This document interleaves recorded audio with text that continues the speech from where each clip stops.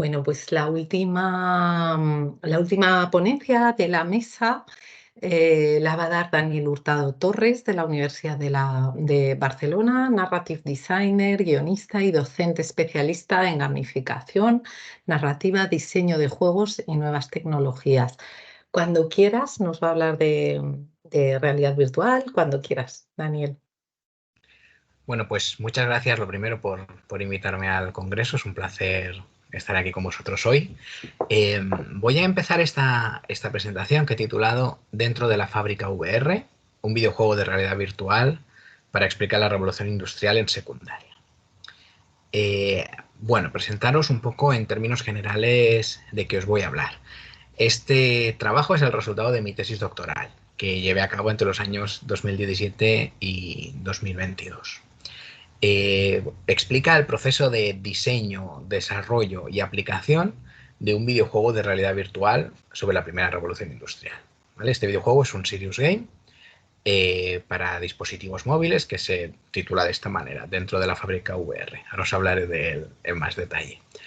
La idea es utilizarlo como recurso didáctico destinado a alumnos de cuarto de ESO en la asignatura de Ciencias Sociales y de primero de bachillerato en la asignatura de Historia del Mundo Contemporáneo. Son estos niveles y estas asignaturas en concreto porque son los momentos del currículo en el que se trata este tema de la revolución industrial, ¿no? Por eso los hemos elegido.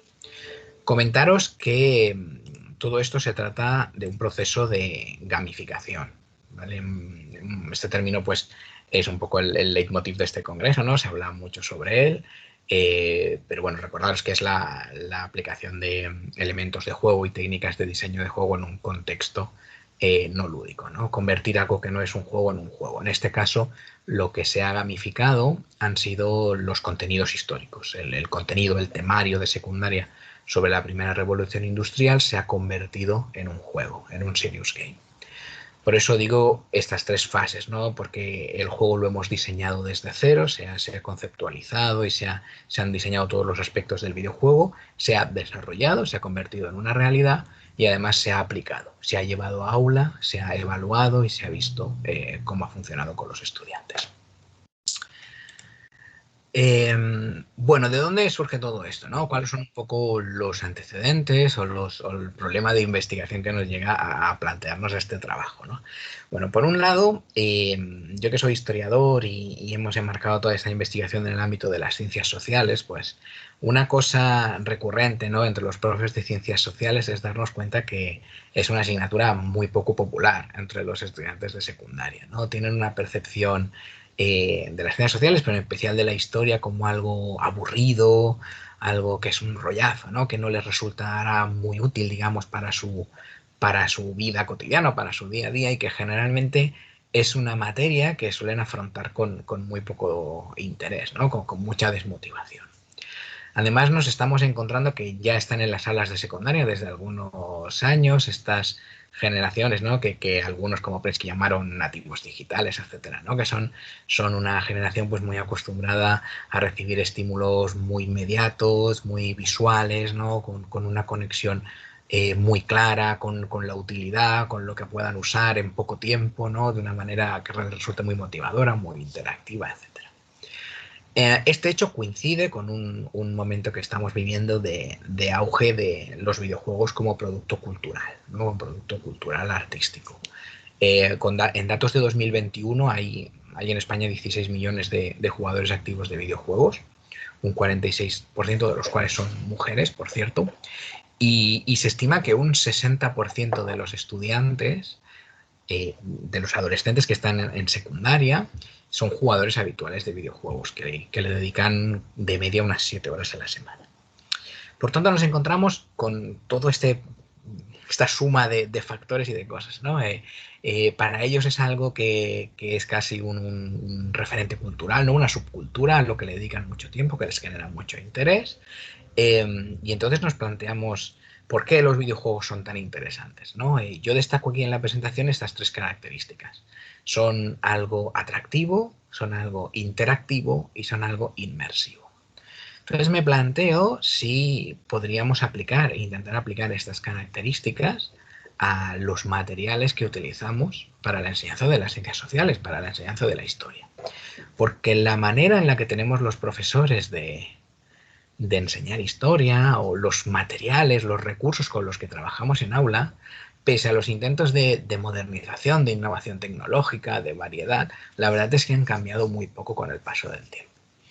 Y es una cosa triste, porque la verdad es que creo que estamos subestimando un contenido tan interesante, ¿no? Porque al final lo que se explica en la asignatura de historia, ¿no? Hechos, acontecimientos, cosas, inventos, ¿no? Revoluciones, cambios súper importantes para la humanidad, creo que tienen un gran potencial de ser presentados de una forma más espectacular, más atractiva, más interactiva para los estudiantes, ¿no?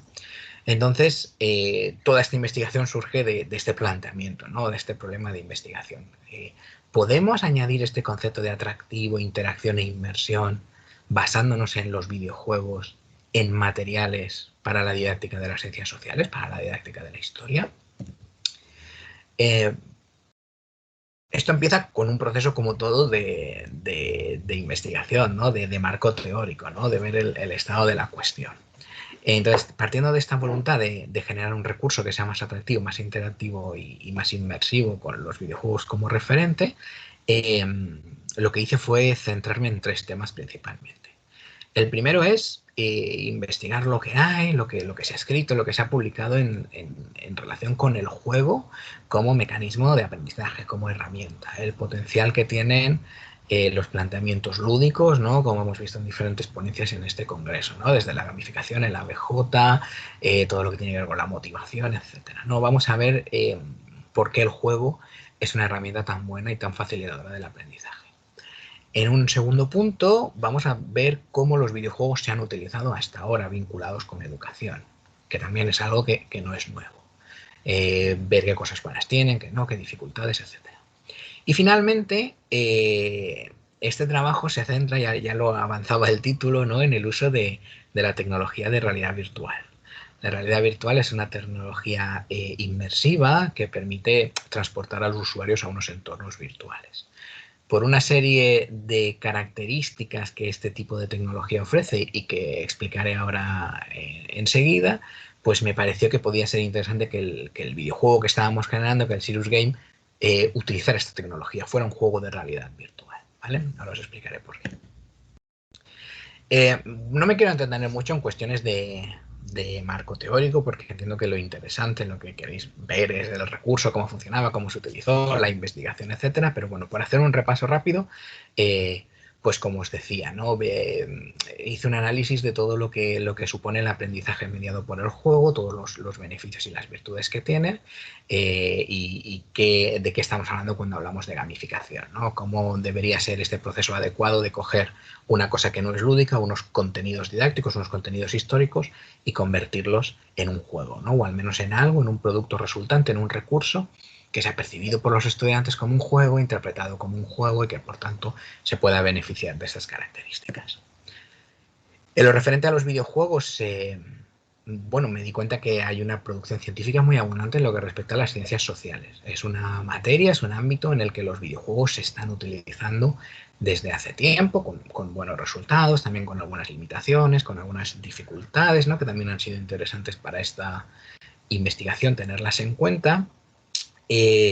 Y se han recopilado algunos consejos, algunas buenas prácticas sobre cómo utilizarlos. También enmarcar esa diferencia entre lo que es un videojuego comercial, es decir, pues utilizar un Assassin's Creed, un Minecraft, ¿no? Un juego que se ha concebido desde una óptica comercial y para producir entretenimiento, y la diferencia con un Serious Game, ¿no? Lo veíamos en la ponencia anterior, un juego ya diseñado, ya concebido, con un objetivo que está más allá de meramente el entretenimiento, ¿no? Con el objetivo de enseñar, con el objetivo de transmitir unos conocimientos, de practicar unas habilidades, etcétera. Y con respecto a la realidad virtual, es interesante destacar un concepto que en este congreso y en anteriores ediciones a veces ya se ha hablado sobre él, que es es la ilusión de presencia. Cuando nosotros experimentamos un contenido con realidad virtual, se produce una sensación de presencia que se dice que es la ilusión de percibir un entorno que no es físico, o sea, un entorno virtual, como si fuera físico. O sea, de que el sujeto sienta que de verdad está presente en ese entorno, aun cuando sabe y está perfectamente informado de que eso es virtual. ¿Vale? Que tenga la sensación de que realmente está en ese lugar. A efectos de esta investigación hemos trabajado con dos conceptos introducidos por Slater, que son el de Place Illusion y Plausibility Illusion. Son como dos matices sobre esta sensación de presencia. Place Illusion hace referencia a esto que decíamos, es algo perceptivo, no tanto cognitivo, es siento que estoy en este espacio, que el lugar en el que estoy, yo estoy realmente allí. De hecho, cuando se experimenta este tipo de sensación, el recuerdo se relaciona más como con un sitio que se ha visitado, no tanto como imágenes que se han visto. Es diferente ver un vídeo sobre la Capilla Sixtina, por ejemplo, en un documental, o ver la Capilla Sixtina en realidad virtual. La manera que tiene nuestro cerebro de procesar ese recuerdo es diferente. Y el concepto de plausibility illusion tiene que ver con dar veracidad a los sucesos que están ocurriendo en el mundo virtual. O sea, que el sujeto tenga, el usuario tenga la sensación de que eso está pasando realmente. Que si un personaje virtual en un entorno o en un escenario de radio virtual le habla, se dirige a él, le mira cuando le habla, tenga la sensación de que esa conversación está teniendo un lugar de verdad. De que es una persona que está hablando conmigo, ¿no? En ese caso con el usuario, ¿no? Pues a veces se producen situaciones como con gente no habituada a la realidad virtual, como que responde, o como que se aparta, o como etcétera, ¿no? Se trata de dar credibilidad a esos acontecimientos. Estas dos cuestiones nos parecían muy interesantes desde el punto de vista de la historia, pero además un punto muy fuerte que tiene la realidad virtual de interés para los historiadores es que permite recrear entornos y lugares que ya no existen. Entornos del pasado que pues, por diferentes circunstancias pues, han sido destruidos, se han perdido, etcétera, o están incompletos. La realidad virtual nos permite recrearlos con un grado de fidelidad muy alto y con un grado de inmersión muy alto que de otra forma no sería posible. Además tiene unas posibilidades que van más allá de lo que las leyes de la física, ¿no? podrían permitir reproducir de otras maneras, ¿no? Nos permite jugar con dimensiones, con situaciones abstractas, situaciones irreales, ¿vale? Y recrearlas también desde un punto de vista en primera persona muy realista. Entonces eso nos parecía interesante para lo que os decía al principio, ¿no? No subestimar el potencial que tienen los contenidos de historia y de ciencias sociales, sino tratar de maximizarlos, de sacar todo su potencial y de presentarlos a los estudiantes de la mejor manera posible, que creemos que es siendo protagonistas de la historia, o sea, estando allí, estando en el centro. Finalmente se repasaron algunas otras investigaciones que se habían hecho en este sentido, ¿no? Algunos juegos como Libertus o como Cartago Nova, que ya han intentado experimentar con la realidad virtual, con contenidos históricos o de ciencias sociales, sobre todo poniendo mucha atención en lo que esos autores recomendaban, ¿no? Después de su experiencia, qué limitaciones habían encontrado ellos o cómo aconsejaban crear esos recursos, ¿no? Crear esos proyectos, ¿no? Pues, por ejemplo, formando equipos multidisciplinares, ¿no? En el que haya expertos en creación de videojuegos, pero también haya expertos en los contenidos, ¿no? En historia, en didáctica, en lo que sea. Como atender a poner los contenidos en el centro, ¿no? Que los contenidos históricos sean lo más importante del juego, estén bien trabajados, para evitar situaciones de desequilibrio en la que a lo mejor diseñamos un juego que es muy didáctico, pero es muy poco juego, muy poco divertido, o todo lo contrario, ¿no? Un juego que es muy divertido, funciona muy bien como juego, pero sirve poco para el aprendizaje, para la enseñanza, ¿no? Intentar aprovechar los consejos que da gente que ha trabajado en esto previamente para crear algo interesante y eficaz. Bien, pues teniendo en cuenta toda esta investigación previa, se plantea la siguiente hipótesis, ¿no? Que creando este recurso, creando un videojuego de realidad virtual para utilizar en las clases de ciencias sociales, podríamos conseguir tres situaciones. La primera situación, quizá la más evidente cuando hablamos del juego, conseguir mayor nivel de motivación y de interés hacia esta asignatura que, como veíamos antes, tiene ese problema, ¿no? Te lleva esa mochila de ser una asignatura, pues, de las poco favoritas de los estudiantes. Vamos a ver si de esta manera resulta más interesante, resulta más motivadora, aprovechándonos de todo esto, del juego, de la motivación intrínseca, de la interactividad, etc. Segunda situación que se pudiera producir, un aprendizaje más significativo de los contenidos. Ver que al presentarlos de esta forma, más atractiva, más interactiva, en primera persona, haga que para los estudiantes sean asimilados de una manera más profunda, de una manera más significativa y poder comprobar si eso ha sucedido. Y por último, ver si la realidad virtual ha cumplido con su función y si se ha producido esta ilusión, esta sensación de presencia. Es decir, si los estudiantes han sentido que realmente estaban en esos espacios y que esas situaciones que estaban teniendo lugar, realmente para ellos estaban teniendo lugar como si fueran reales, ¿no? De una forma muy cercana a cómo serían en la realidad cotidiana. Bien, pues con esta hipótesis de partida se establecieron los objetivos de la investigación. Los objetivos generales, pues en primer lugar era generar este recurso, ¿no? Diseñar, desarrollar y aplicar este videojuego como un prototipo que utilizaríamos en clase. Y después de eso, pues 3 objetivos que van directamente relacionados con la hipótesis. Comprobar si se producen estos mayores niveles de motivación, comprobar si se produce un aprendizaje más significativo de los contenidos y comprobar si la ilusión de presencia aparece. Aparte de esto, había 3 objetivos específicos que quisimos aprovechar para examinar, que era ver cómo de protagonista se sentía el alumnado, en el sentido de manejar el control y el ritmo del propio aprendizaje, que es una cosa que también nos parecía interesante, e intentar establecer estos recursos, si funcionan, cómo ubicarlos dentro del día a día del docente, ¿no? Con qué frecuencia los utilizamos. ¿Puede servir solo para ciencias sociales? ¿Puede servir para otras asignaturas? ¿En qué momento exacto? ¿Cómo se complementan con otros recursos, con la teoría impartida, etcétera, ¿no? Esa frecuencia y esas posibilidades. Y quisimos aprovechar para hacer una evaluación del propio recurso. ¿Qué posibilidades de mejora los usuarios, los estudiantes le veían y nos proponían? Bien, pues deciros que una vez con el recurso creado, la muestra sobre la que se aplicó, sobre la que se realizó el trabajo de campo, fue de 159 alumnos, 49 eran de ESO, de educación secundaria obligatoria, y 110 de bachillerato. Tuvimos en total 7 grupos, 2 de cuarto de ESO y 5 de primero de bachillerato. En cada uno de los niveles había un grupo control que no utilizó el recurso, pues, para poder hacer esta comparativa. Participaron en total 5 centros, 2 de los cuales eran públicos y 3 eran concertados. 3 estaban en la ciudad de Barcelona y 2 en Cornellà de Llobregat, que es una población cercana. Bien, pues como os digo, no utilizamos un recurso que ya existiera, sino que tuvimos que diseñarlo desde cero, atendiendo a estos consejos, a estas recomendaciones que nos habían dado en la bibliografía, ¿no? Entonces se creó un equipo mixto entre gente experta en historia, investigadores y un estudio de desarrollo de videojuegos llamado Biot Games, ubicado en Barcelona, y se diseñó y se creó, se desarrolló dentro de la fábrica VR.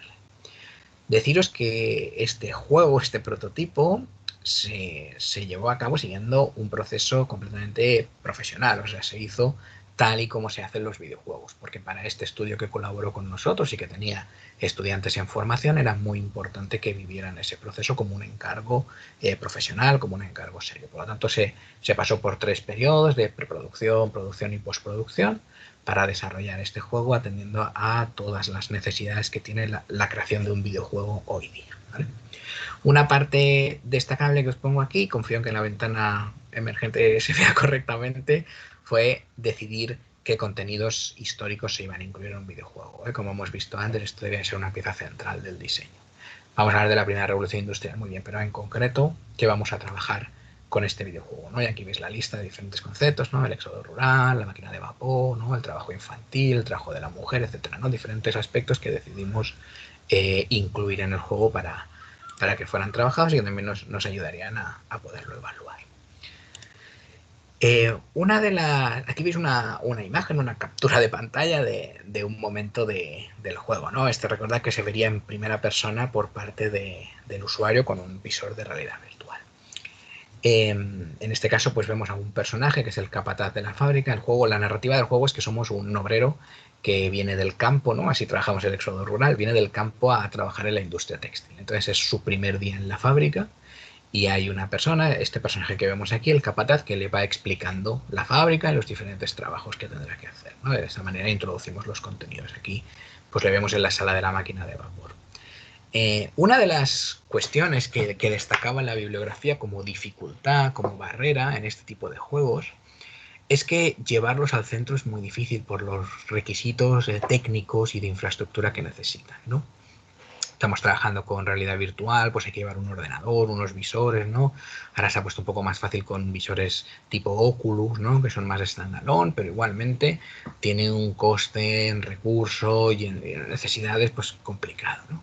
Entonces uno de los objetivos que teníamos dentro de la fábrica VR es que tuviera un coste muy bajo para los centros, que fuera muy fácil aplicarlo, que casi no tuviera necesidades ni requisitos. Por tanto, lo planteamos como una aplicación móvil. Era una aplicación que estaba en la tienda de aplicaciones de Android y de Apple y era para teléfonos móviles y los estudiantes podían descargarla. ¿Esto qué significa? Que podían utilizar sus propios dispositivos para jugar al juego, para utilizar este recurso. No necesitábamos traer ningún ordenador, ninguna consola, ni ningún aparato extra. Además, nos aprovechábamos de la tecnología de giroscopio, acelerómetro y demás que tienen los móviles para reproducir de una manera muy low cost una sensación de realidad virtual. Y lo complementamos con unos visores de cartón, típicos cardboard. Ahora vemos una imagen, ¿no? En los cuales pues, el teléfono móvil se mete dentro, el visor se cierra, se monta, está todo hecho de cartón con unas lentes y por un precio de coste de 1 euro, creo que tiene cada visor, pues podíamos tener en clase a todos los alumnos utilizando el recurso con sus propios teléfonos. Con esta misma filosofía se intentó que no fuera necesario ningún periférico adicional, como por ejemplo un mando o un controlador. Por lo tanto, diseñamos el juego de una manera, y es por lo que es relevante esta diapositiva, en la cual, utilizando este puntero que veis en el centro, este círculo, el jugador es capaz de desplazarse por la fábrica, de moverse dentro del juego, solo utilizando la mirada. Este puntero estaba situado siempre en el medio y cuando con la mirada lo situábamos sobre algún objeto con interacción, se movía, permitiendo al usuario acercarse a ese objeto, parar si dejaba de mirarlo o incluso una vez llegaba cerca, interactuar con él, ¿no? Abrir una taquilla, usar la máquina, etcétera, ¿no? Por lo tanto, todo se controlaba con la mirada y no hacía falta ningún dispositivo más que el propio teléfono y el visor. Aquí se puede ver, por ejemplo, el menú del juego, lo mismo, la navegación por los menús, era también utilizando la mirada con este puntero. Una de las características que incluimos es que el juego al principio te permite elegir si jugar como hombre o como mujer y esa decisión tiene relevancia dentro del juego, ¿no? Situaciones dentro de la fábrica están personalizadas, como por ejemplo el tipo de trabajo o el salario que se percibe, está personalizada según si la experiencia es para un hombre o para una mujer, por las diferencias históricas que había en aquella época, ¿no? Y es una de las cosas que los estudiantes más valoraron positivamente del juego. Deciros que para la realización de este prototipo, de este videojuego, fue importantísimo la colaboración que tuvimos por parte del Museo Nacional de la Ciencia y la Técnica de Cataluña. Es un museo situado en la ciudad de Terrassa, que además de contener pues, una colección muy importante de objetos, de máquinas, de fuentes históricas sobre la Revolución Industrial, está ubicado en el edificio en el que se encuentra el museo actual, es el antiguo vapor Aymeric Mar i Jover de 1908, que era una industria textil en sí mismo. Por lo tanto, además de darnos acceso a toda su fuente, a todo su archivo y dejarnos reproducir muchas de las máquinas y de los elementos que tenían allí, nos permitieron recrear de manera virtual el edificio, lo que quedaba de aquella industria textil, de aquella fábrica textil de, como os digo, de 1908, ¿no? Y reproducirla en el juego.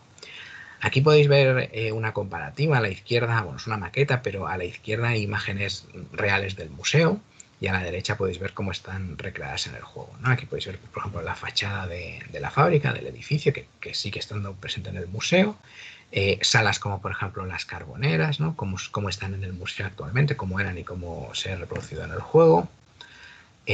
Otros ejemplos como los hornos, por ejemplo, o la máquina de vapor, uno de los elementos que ha sido recreado con mayor fidelidad, ¿no? La sala donde estaba situada esta máquina de vapor que permitía que se movieran el resto de las máquinas que había dentro de la industria, ¿no? Aquí vemos la sala con las máquinas de hilatura, que actualmente pues es espacio, ¿no?, museístico del museo, pero en el juego está recreada pues tal y como estaba cuando la fábrica estaba en funcionamiento, y otros espacios como por ejemplo el despacho del propietario de la fábrica, ¿no?, que nos permitía pues trabajar temas como la burguesía, etcétera. Bien, pues una vez desarrollado el juego, desarrollado el prototipo, se produjo esta aplicación, este trabajo de campo, que tuvo lugar entre los meses de noviembre y diciembre del 19, un poquito antes de que llegara la pandemia, afortunadamente, y que se hizo dentro del desarrollo combinado con las clases normales en las que el profesor pues impartía el temario de la revolución industrial. Aquí podéis ver un esquema de cómo funcionó. Todo llevó unas 5 sesiones, contando desde la realización de la prueba inicial hasta las entrevistas finales que se hicieron, ¿no? Todo se hizo en 5 sesiones intercaladas con las sesiones normales de aula. El desarrollo del juego, digamos, hacer un recorrido completo por el juego dura unos 20 minutos, por lo cual en una sesión normal de 60 de centro de secundaria pues se pudieron hacer incluso 2 pases de manera holgada, contando todo el tiempo en el que se necesitaba pues para montar los visores, explicarles cómo se desplazaban, etc. Aquí abajo podéis ver una foto de los visores de cartón que os decía antes, ¿no?, que utilizamos para el desarrollo, y arriba, como los estudiantes están en clase, pues a la vez con sus cascos, cada uno viviendo la experiencia, ¿no?, de manera individual del juego.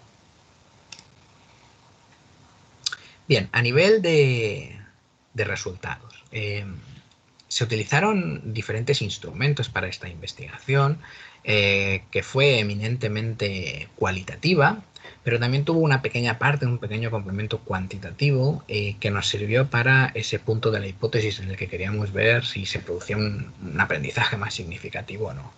En este caso comparamos una prueba inicial y final que les hicimos a los estudiantes, y que el resultado que nos dio es que en el caso de los grupos experimentales, o sea, los grupos que habían utilizado el videojuego, entre otras cosas, como un recurso más durante la unidad didáctica, tuvieron un desempeño en esa prueba final que fue un 29% mejor que el que tuvieron los grupos experimentales, perdón, los grupos control, es decir, los grupos que no habían utilizado el videojuego. Por lo tanto, podemos decir que se produjo un mayor aprendizaje por parte de los grupos experimentales, que valoramos con las rúbricas que utilizamos, ¿no?, en un grado de conocimiento que nosotros consideramos alto, como una mejora de un 30%. En la comparativa entre ESO y bachillerato, la diferencia es muy pequeña, está entre un 27 y un 30, con lo cual no hay diferencias significativas entre lo que era ESO y bachillerato, ¿no? La mejora fue bastante igual en ambos casos. En lo que respecta a datos de naturaleza cualitativa, pues aparte de esta prueba inicial y final, se utilizaron otros instrumentos como notas de campo del propio investigador mientras estaba utilizando el prototipo en clase. Se utilizaron cuestionarios de preguntas con respuesta abierta para que los estudiantes hablaran sobre su propia experiencia, y también se realizaron al final unas entrevistas a los estudiantes sobre diferentes temas que la investigación quería ver, ¿no?, quería trabajar. Este análisis cualitativo se hizo con el software En Vivo 12, y lo que se hizo fue establecer estas 7 categorías que veis aquí y incluir referencias, ¿no?, que se encontraron en estos 19 documentos. En total se registraron en el software 1.347 referencias, repartidas entre las categorías en el orden que veis aquí, ¿no? Sobre todo la más numerosa fue la que hacían referencia a factores favorecedores del aprendizaje, ¿no?, a cómo el recurso pues estaba ayudando, contribuyendo en el aprendizaje, pero también sobre el grado de presencia, sobre la valoración que hacían, propuestas de mejora que nos daban, posibilidades de aplicación, inconvenientes que estaban sufriendo de la tecnología, como por ejemplo si se experimentaba algún mareo, si se rompía la sensación de inversión en algún momento porque podían ver el mundo real mientras estaban utilizando el recurso, ¿no?, y también cosas normales de desarrollo de la actividad. De este proceso cualitativo, de estas referencias, si las comparamos resumidamente con los objetivos generales que teníamos, vemos que los estudiantes en general consideran que los métodos que se utilizan, los recursos que se utilizan para la enseñanza de las ciencias sociales están anticuados. y valoran muy positivamente que se les intenten presentar alternativas que tengan base tecnológica. Este juego dentro de la fábrica VR tuvo muy buena acogida entre los estudiantes, aunque coincidieron, ahora después lo veremos, en que se podrían mejorar, ¿no? Si se le dedicara más tiempo, si tuvieran más recursos. En general les pareció que era un videojuego de verdad, que estaba bien hecho, que representaba los acontecimientos históricos tal y como ellos los habían estudiado. Se hicieron una buena valoración del recurso. Afirmaron que les había resultado motivador antes, durante y después de su uso. Desde que se enteraron que lo iban a usar, mientras lo estaban usando y también incluso después, todavía les estaba pareciendo como algo nuevo, como algo diferente, como algo interesante, como algo motivador. Y expresaron diferentes respuestas emocionales ante el uso de este recurso que, bueno, como hemos visto en la presentación, por ejemplo, anterior de Juan Carlos, ¿no? Pues ese aprendizaje ligado a la emoción es una cosa que era muy, muy relevante examinar. Mayoritariamente coincidieron en que utilizar recursos de este tipo mejora su aprendizaje, que el hecho de que sea interactivo y que ellos puedan vivir los contenidos en primera persona es más provechoso para ellos en términos de aprendizaje que otros métodos más convencionales, como el libro de texto, como ver una película, un documental, etcétera. Y los resultados también fueron bastante positivos en lo que respecta a esta sensación de place illusion y de plausibility illusion, o sea, de darle veracidad a los sucesos que estaban ocurriendo. En la narrativa de la fábrica pues pasan diferentes cosas, ¿no? Como que un niño, un trabajador infantil tiene que meterse debajo de una máquina a arreglarla, ¿no? Experimentaban haber sufrido angustia, preocupación por esa persona, ¿no? Algunos se sintieron intimidados por cómo les hablaba el capataz, ¿no? Le dieron verosimilitud a esos acontecimientos que estaban ocurriendo y también les pareció que el entorno era un entorno en el que realmente estaban, en el que realmente se encontraban. Es como si hubieran visitado esa fábrica. Ahora veremos algunos testimonios que son esclarecedores en ese sentido. A nivel de los otros resultados que nos habíamos marcado, más secundarios, más específicos, destacaron poder controlar el ritmo, poder ser ellos los que deciden a qué ritmo avanzan, el tiempo que necesitan para estar en cada estación, en cada lugar, en cada contenido. Les daba seguridad. No les preocupaba estar retrasando a la clase, por ejemplo. En algunos casos nos comentaron, ¿no? Ese tener el control, estar utilizando el juego en el que ellos avanzan a su ritmo, lo valoraron muy positivamente. También consideraron que es algo perfectamente transportable a otras asignaturas, para trabajar contenidos que sean complejos o abstractos. Hablaron de cuestiones de biología, ¿no? Cuestiones de literatura, o sea, cosas que para el arte, ¿no? La plástica, etcétera, lo valoraron positivamente y indicaron que lo consideran útil al final de un tema, o sea, como una actividad final que permita pues asentar los conocimientos teóricos que han recibido e incluso ampliarlos, ¿no? Como una especie de síntesis de lo que han trabajado en clase. Finalmente, como sugerencias de mejoras, pues criticaron el visor, al final ese intento por hacerlo tan de bajo coste utilizando estos visores de cartón, pues demostró no ser muy acertado, ¿no? Tuvo unas repercusiones negativas en la medida que tenía algunos problemas para generar inmersión, o sea, para aislar a los usuarios del mundo real, ¿no? Pues tenían que cogerlo con las manos, puede ser que les entrara luz de fuera, puede ser que escucharan al resto de alumnos de clase, ¿no? Entonces, una de las conclusiones que se sacó es que seguramente los resultados hubieran sido mejores con un visor un poquito más sofisticado, aunque el precio hubiera sido más caro, ¿no? Y de la misma manera, aunque valoraban muy bien el recurso, aunque el juego les pareció muy bien, pues claro, son alumnos acostumbrados a jugar a juegos AAA, ¿no? Con una calidad de presupuestos millonarios, ¿no? Entonces, pues comentaron eso, ¿no? Que el juego les parecía que estaba muy bien, que para ser una herramienta educativa estaba genial, pero que, bueno, seguramente podía mejorar, ¿no? A nivel de gráficos, a nivel de posibilidades de interacción, etcétera, si se contara con más recursos, porque el juego se desarrolló al final en un periodo muy comprimido de unos 3 meses, ¿de acuerdo?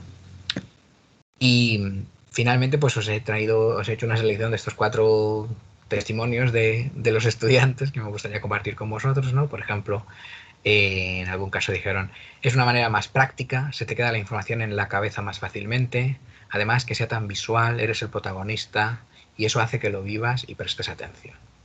Me ha gustado, pienso que es un método más eficiente que estar escribiendo apuntes o tener un libro como hace 60 años, en realidad más. La sociedad ha avanzado y la educación se queda atrasada. Esta frase muy interesante. Realmente, o sea, lo recuerdo como un sitio, como si hubiera estado ahí, ¿no? Muy interesante en lo que respecta a lo que hablábamos del concepto de presencia y demás.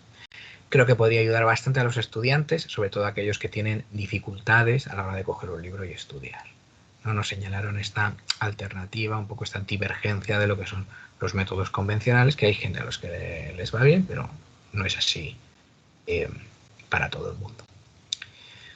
Por tanto, como conclusiones, recuperando un poco la hipótesis inicial que teníamos, ¿no? La comprobación de si se daban esas tres situaciones. Bueno, pues teniendo en cuenta las limitaciones que tuvo la investigación y la muestra que era limitada y demás, pues sí que en la escala en la que lo hicimos y tal y como lo pudimos comprobar, podemos afirmar que se produjeron mayores niveles de motivación, ¿no? El interés fue evidente, fue prolongado y la respuesta emocional de los estudiantes fue muy positiva.